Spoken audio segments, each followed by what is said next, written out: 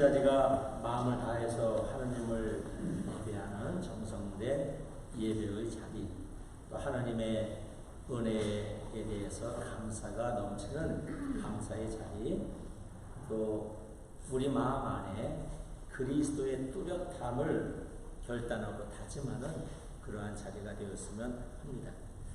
오늘은 우리가 13일에 있는 고국의 추석 명절을 맞이해서 한 해를 베풀어주신 하나님께 먼저 감사를 드리고 또 별세한 가족과 조상을 위해서 기도를 드립니다.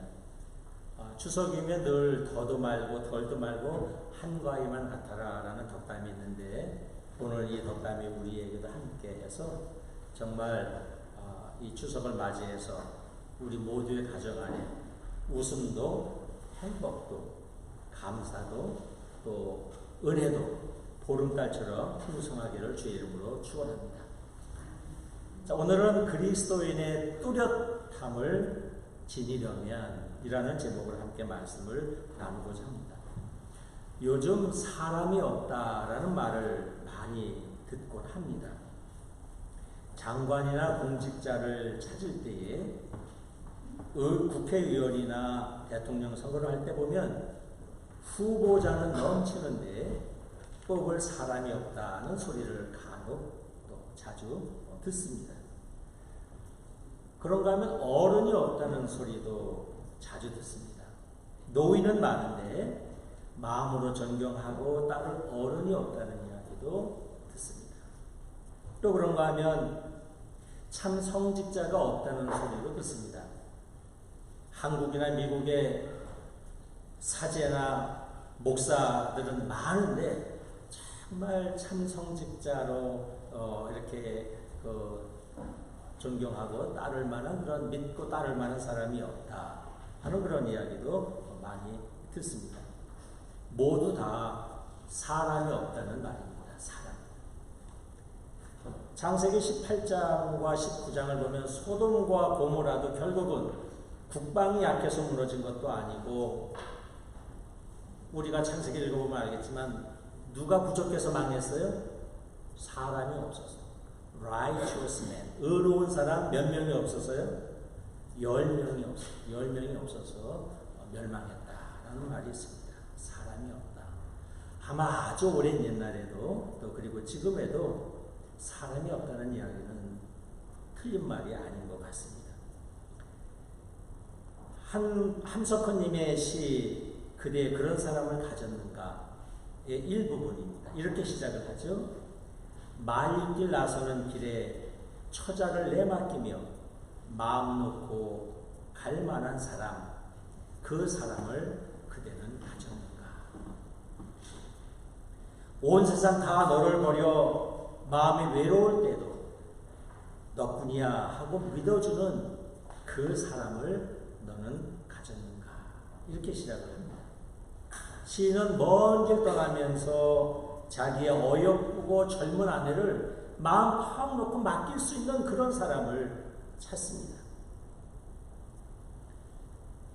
시인은 사람들이 이 세상을 살면서 세상의 때로 비난과 어려움 속에서도 흔들림 없이 자기를 믿어줄 수 있는 그런 친구, 그런 사람을 찾는다고 시에서 말하고 있습니다. 우리가 세상에 찾는 사람은 자기 좋을 대로 사는 사람이 아니고 이 속을 따라서 이리저리 흔들리며 사는 사람이 아닙니다. 우리가 찾는 사람은 사람다움을 뚜렷이 지니고 있는 사람, 맑음, 바름, 올곧음, 사랑, 따뜻함, 어짐 등등 우리 사람이 지녀야 할 사람의 특성을 뚜렷하게 지니고 있는 그런 사람을 우리는 찾습니다. 조선시대 선비들은 매화, 난초, 국화, 대나무 이것을 사분자라고 해서 아주 사랑을 했죠. 그림을 그려도 선비들은 늘 이 네 가지만 그렸습니다. 자기 집에 또 정원에 뭘 꾸며도 이 네 가지를 가장 먼저 갖다 놓곤 했습니다. 왜냐하면 이 네 가지는 다 자기 나름의 뚜렷함을 지니고 있기 때문에 그렇습니다. 매화는 이른 봄 추위를 무릅쓰고 뚜렷하게 제일 먼저 꽃을 피워냅니다. 나는 조용하지만 그 깊은 향기로 온 방 안이나 이 산의 향기를 가득하게 뿜어냅니다. 국화는 늦가을에 다른 꽃들이 다 시들어도 추상 속에서도 찬소리 속에서도 꽃을 피워냅니다. 자기 나름의 뚜렷함을 가지고 있습니다. 대나무는 언제나 푸름을 가지고 있고 늘 휘지 아니하고 곧바로 곧게 자라는 뚜렷함을 가지고 있습니다. 저는 나무 중에 소나무도 아주 좋아하고 사랑합니다. 소나무도 자기 나름의 뚜렷함이 있습니다. 사시사철 늘 푸르름을 간직하고 있습니다. 이렇게 다들 사람들의 사랑을 받는 것은 모두 제 나름의 뚜렷함을 지니고 있습니다. 사람들이 나무나 꽃을 잘 몰라도 대나무를 보고 이게 사과나무인지 대나무인지 헷갈리는 사람은 없습니다. 대나무에 뚜렷함이 있기 때문에 그렇습니다. 여러분, 나 자신이 지녀야 할 어떤 그 사람으로서의 그 뚜렷함이 나에게는 있는가 하는 것이죠. 혹시 저와 여러분을 두고 이 사람이 사람인가 말인가 돼지인가 뭐 이렇게 헷갈릴 정도 이런 거는 우리는 그렇지 않습니다. 우리는 사람으로서의 뚜렷함을 아마 다 우리 모두를 지니고 있습니다. 그런데 여기서 조금 더 하나 더 나아가서 우리는 그러면 그리스도인으로서는 뚜렷함을 지니고 있는가 하는 것이죠. 우리가 대나무를 보고 누구나 저거 대나무구나 저거 소나무도 확실해 하고 뚜렷함을 보고 누구나 혼돈 없이 받아들이듯이 여러분을 보고 저 사람은 정말 그리스도인이구나 뚜렷함이 있구나 크리스천의 뚜렷함을 지니고 있구나 하고 여러분을 보고 판단할 정도로 그 뚜렷함을 지니고 있는가 하는 것이죠.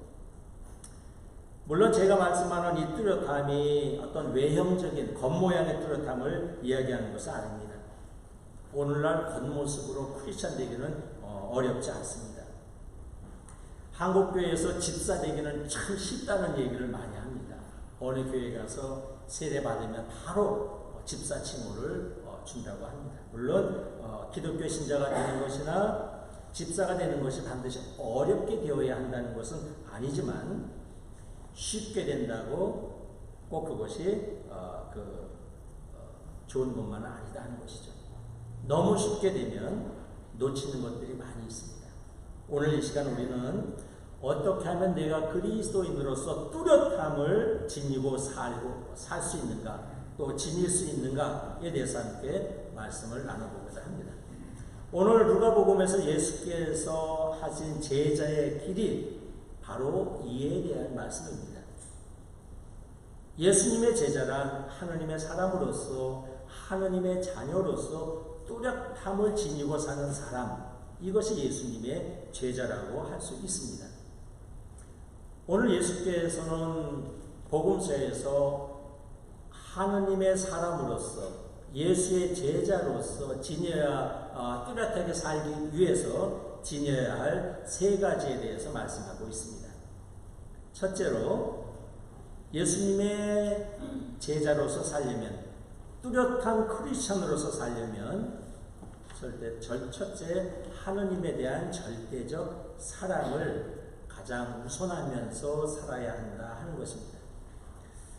먼저 이렇게 예수께서 말씀하시죠. 누구든지 나에게 올 때에 자기 부모나 아내나 자녀나 형제자매나 자기 자신마저 미워하지 않으면 내 제자가 될 수 없다. 이런 말씀을 하십니다. 얼핏 보면 이 말씀이 부모나 가족을 미워하라 하는 말처럼 들립니다. 그럼 주님의 제자가 되려면 부모, 형제, 자매와 인연을 끊어야 해? 좀 몰인정하고 비인륜적으로 들릴 수도 있습니다. 이 말씀을 잘 해석해야 합니다. 이 말씀은 예수님 당시의 분위기와 초대교회의 사회적 분위기를 염두에 두고 보면은 그렇게 어렵지 않게 해석할 수 있습니다. 박해가 심했던 초대교회, 예수님 당시나 초대교회에 주님의 제자가 된다는 것은 쉬운 일이 아니었습니다. 그것은 동족인 유대인들, 또는 유대 종교 또는 자식의 가족들로부터 떨어져 나가는 것을 의미했습니다. 예수님 당시에 예수님을 따라다닌다면 예수님 당 이후에 초대교회 신자가 된다는 것은 유대 공동체로부터 떨어져 나오는 것입니다.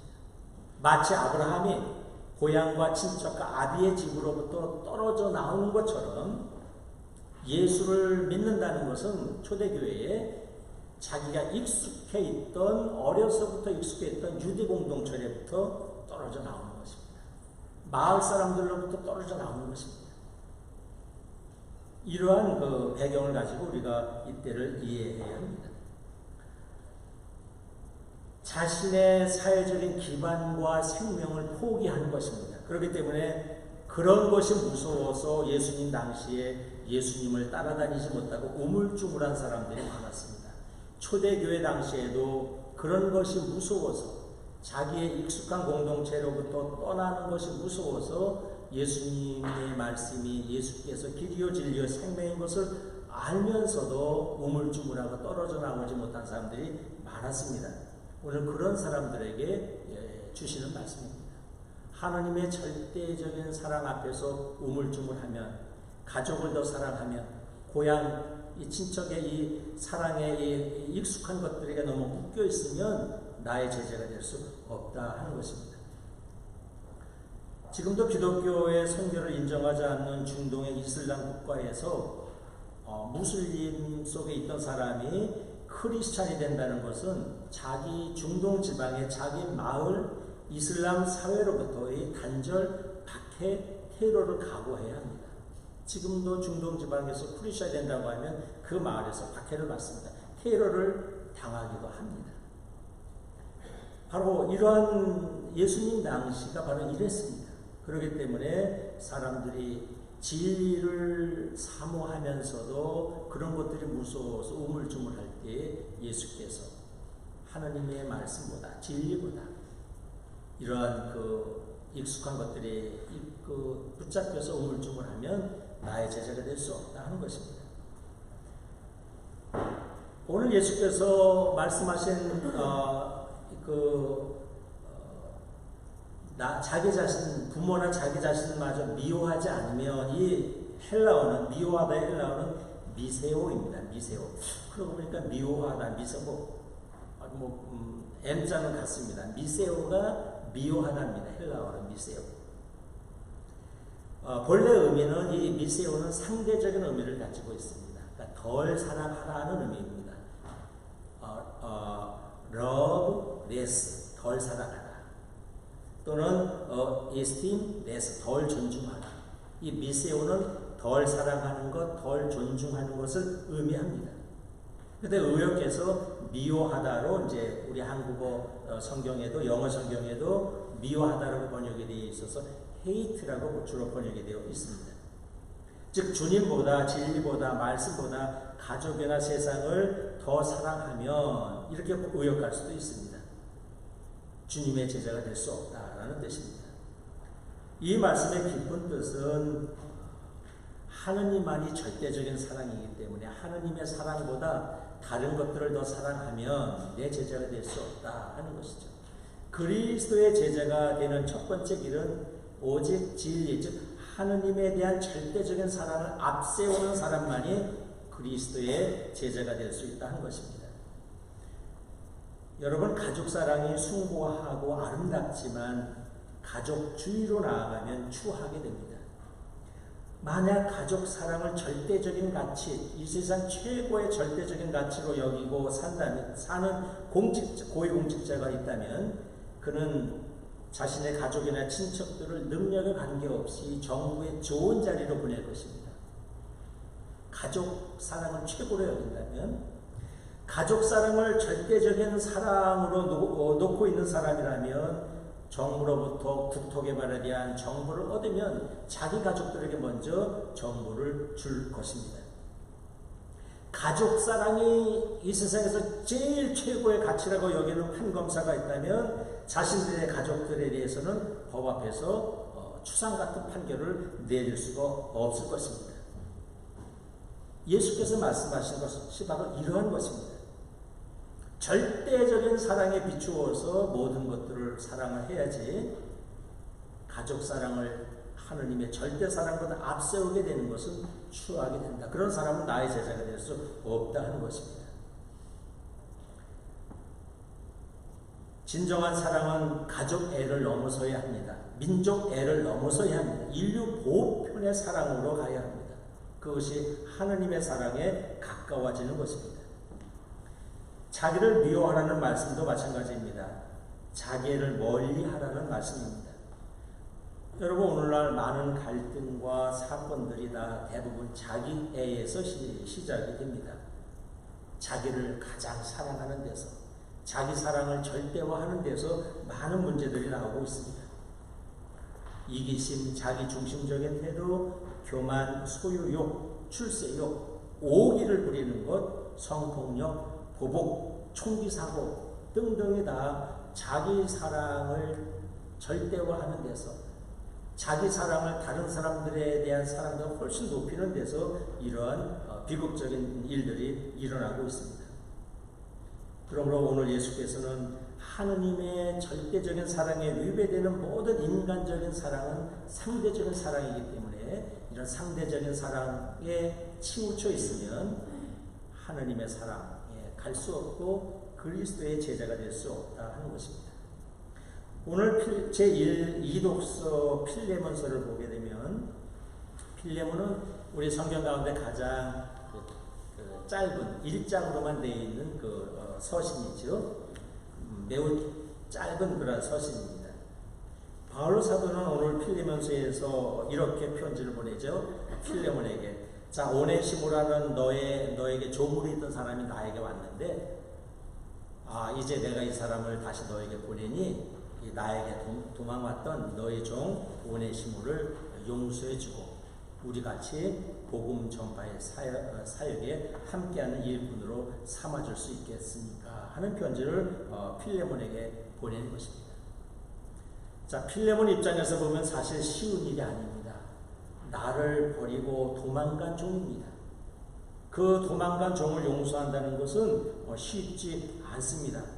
배신감도 있을 것이고 서운함도 있을 것이고 이 자존심이 상했을 것입니다. 이러한 나를 버리고 갔던 사람을 용서해 주는 것이 만약에 이 필레몬이 자기 중심의 사랑에만 있다면 오네시모를 용서하기 어렵습니다. 자기를 미워하지 않으면, 자기에 대한 사랑을 뒤로 놓지 않으면, 그리고 하느님의 사랑을 앞에 놓아야만 이것은 용서가 가능한 것입니다. 오늘 예수께서 자기 자신을 미워하지 않으면, 이것을 뒤집어 말하면 하느님에 대한 사랑을 앞에 놓지 않으면 하는 것입니다. 그리스도인이란, 뚜렷하게 그리스도인으로 살아가기 위해서는 늘 우리는 하느님에 대한 사랑을 앞에 놓아야 합니다. 하느님에 대한 사랑에 위배되는 가족사랑, 하느님의 사랑에 위배되는 민족사랑, 이것은 다 뒤로 놓아야 한다 하는 것이죠. 이것이 오늘 예수께서 우리에게 주신 것입니다. 그 다음에 오늘 예수께서 우리에게 두 번째, 뚜렷하게 제자로 사는 두 번째 길은 자기 십자가를 지고, 이렇게 되어 있습니다. 나를 따라야 한다. 여기서 자기 십자가라는 것은 인생을 의미합니다. 인생. 내 인생의 상처와 내 인생의 고단함을 의미합니다. 인생의 수고와 희생을 의미합니다. 자신의 사명을 의미합니다. 하느님이 내게 주신 사명, 미션, 천명을 의미합니다. 여러분, 예수께서는 말씀하십니다. 자기 인생을 자기 집에 어깨에 메고 나를 따라오라 그럽니다. 자기의 사명을 지고 나를 따라오라 말씀합니다. 여러분, 여러분의 등에는, 여러분의 어깨에는 나의 사명이라는 짐이 여러분 어깨에 있습니까? 내가 이 세상에 왜 나왔는지, 내가 왜 여기까지 와서 살고 있는지, 나에게 왜 물질을 주셨는지, 나에게 왜 이런 재능을 주셨는지, 나에게 왜 믿음을 주셨는지, 나에게 왜 이런 한없는 은혜를 주셨는지, 그 이유를 알고 있습니다. 하나님이 나를 왜 이 세상에 보내셨는지, 나에게 맡겨주신 그 사명을 여러분 알고 있습니다. 공자께서는 쉬운 살이 되니까 하느님이 나에게 어떤 사명을 주셨는지 깨닫겠더라 하는 말을 합니다. 50에 지천명했다는 겁니다. 사명을 알았다는 거예요. 내가 왜 이 세상에 왔는지. 자, 여러분, 내가 왜 이 세상에, 하나님이 나를 왜 이 세상에 보내셨는지 좀 사명 다 알고 계신가요? 확실히 드러났습니까? 이 사명을 지고, 자기의 사명을 지고 나를 따라오라 하는 것입니다. 내 어깨에는 나의 사명이라는 십자가가 있어야 합니다. 이걸 지고 따라와야 합니다. 주님의 제자란 그저 맨손으로 덜렁덜렁 따라다니는 게 아니고 자기 사명의 십자가를 지고 예수를 따라가는 것입니다. 기도 가운데 오늘 이 예배 중에 정말 하나님께서 나에게 주신 이 십자가가 무엇인지, 하나님이 나에게 주신 사명이 무엇인지 깊이 깨닫고 그 사명지기를 결단하는 이 자리가 되기를 주의 이름으로 축원합니다. 근데 십자가를 감상하는 분이 있어요. 자기의 십자가는 별로 이렇게 생각하지 아니하고 다른 사람의 십자가를 감상합니다. 아유, 저 사람의 십자가는 이렇게 작아. 나도 저런 거 좀 지고 싶어. 뭐 이런 사람들이 있습니다. 아니요. 하나님께서 나에게 주신 사명, 미션, 십자가, 이것을 내가 지고 예수님을 따라가야 합니다. 끝으로 세 번째로 오늘 예수께서 뚜렷하게 크리스찬으로 사는 길에 대해서 말씀하시는데 버림에 대해서 말씀하십니다. 버림에 대해서 나의 제자가 되려면 자기가 가지고 있는 것을 모두 버리라고 말씀합니다. 그래야 나의 제자가 될 수 있다 말씀하십니다. 아포타세타이라고 합니다. 아포세타이. 영어 번역에는 give up 또는 say farewell. 여러분, 우리 몸에서 자꾸 많은 것을 우리는 버려야 합니다. 잘 가라. 버려줘야 합니다. 여러분, 우리 몸도 살려면 날마다 버려야 합니다.